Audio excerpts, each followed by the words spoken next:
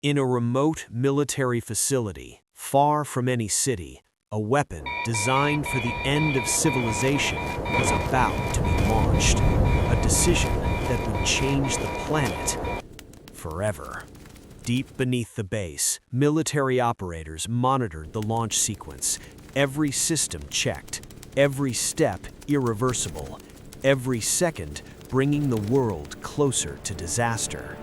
Once the authorization was given, the process could not be undone. No second thoughts, no way to stop what had already begun. Inside the silo, a nuclear missile waited, a weapon powerful enough to erase an entire city in a single flash of light. And then, the engines ignited. A countdown that humanity could no longer stop had officially begun.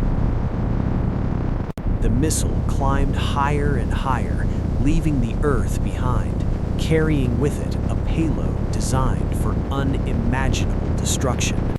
Up here, far above the clouds, the world was completely silent. No one below could see it coming. Down below, millions of people continued their lives, driving home, eating dinner, completely unaware of what was coming. But high above the city, something had already begun falling back to Earth. And in a single moment, the city disappeared in a blinding flash. The nuclear age had reached its most terrifying moment. When nuclear war begins, survival is not equal. Some people fight for scraps, others hide underground, and a few live in luxury. Those who survived the initial blast were left with only one instinct: run. Run as far from the firestorm as possible. Within minutes, the world had changed, and most people were not prepared at all. No bunker, no shelter, no emergency plan. If you have nothing, this is where you end up. Level 1, left behind. With no bunker, the ruins become your only chance. Every abandoned car, every broken store might still have something useful. When night comes, you build shelter from whatever you can find: wood, metal, trash, anything that keeps the cold away. But food doesn't last long, and when people are hungry, survival stops being fair. And above you, the sky is changing. Nuclear ash slowly covers the world. This is level 1. No bunker, no protection, just the streets and whatever you can survive. If you have a little money, you might be slightly more prepared. Level 2, the streets. Emergency food, flashlights, medical supplies, small preparations that can save your life. Instead of sleeping in the open, you look for shelter underground, subways, basements, tunnels. Down here, survivors begin forming small communities, watching each other's backs because nobody survives alone. But even with preparation, the streets are still dangerous. During the day, you search the ruins. Every can of food matters.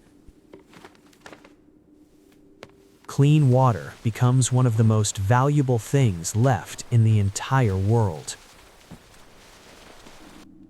At night, the underground becomes your home, but someone always has to stay awake. Because not everyone out here is friendly. Desperation changes people. If you can afford it, you might get access to a public shelter. Level 3, public shelter. For those who can afford it, the government opens its shelters, but space is limited. Down here, thousands of people try to survive together, Space becomes a luxury. Food is strictly rationed. Everyone gets the same amount, no matter who they were before. Life continues, but privacy no longer exists. Deep underground, you are protected from the outside world, at least for now. Thousands of people share the same underground space, beds stacked on beds, stretching as far as you can see. Supplies are carefully controlled because they must last for months. In a place this crowded, even small illnesses can spread quickly. Weeks underground begins to take a toll on everyone. If you are wealthy enough, you prepare long before disaster arrives, not when the sirens start, but years before the war. Level 4. The Prepared. A private bunker, hidden deep underground, designed to survive disasters most people never imagine. Food supplies, carefully stored and organized, enough to last months, maybe even years. Down here, life continues, far from the chaos above. Artificial lighting keeps the plants alive, a small ecosystem hidden beneath the earth. Water is no longer taken for granted. Every drop is filtered and protected. Clean water, filtered and recycled, a luxury most survivors will never experience again. While chaos continues above, some people sleep safely in warm rooms underground. But even the prepared must stay alert, because the outside world is still dangerous. But if you are extremely wealthy, survival looks very different. Level 5. The Rich. For them, the bunker is not just protection, it is lifestyle. Private chefs prepare meals even during the end of the world.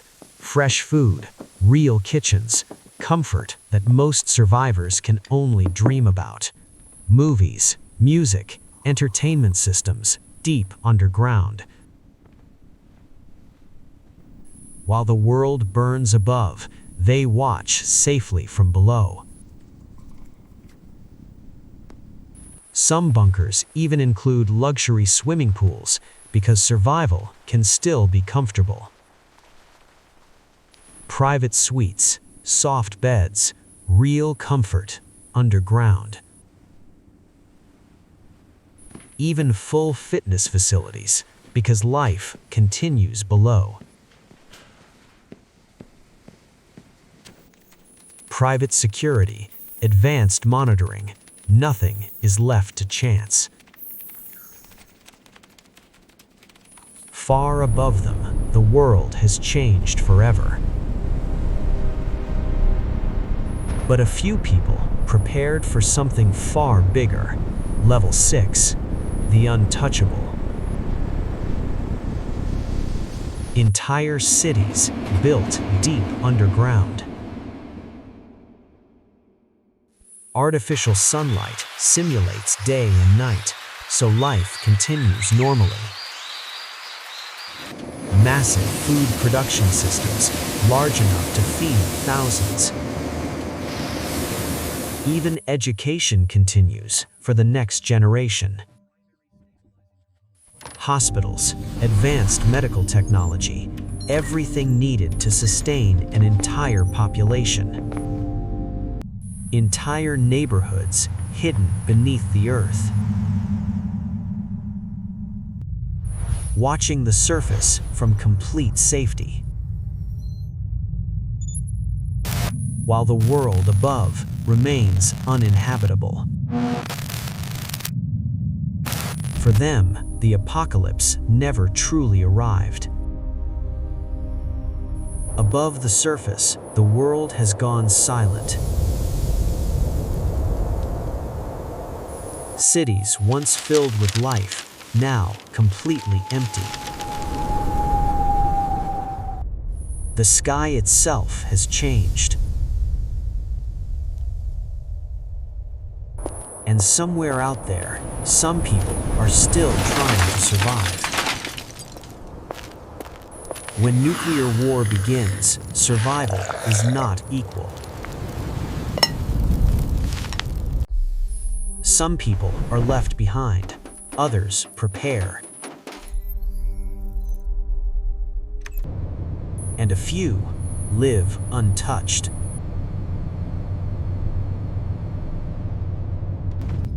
Two completely different worlds.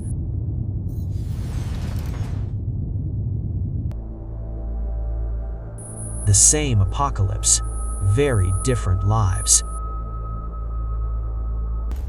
If nuclear war started tomorrow, which level would you survive?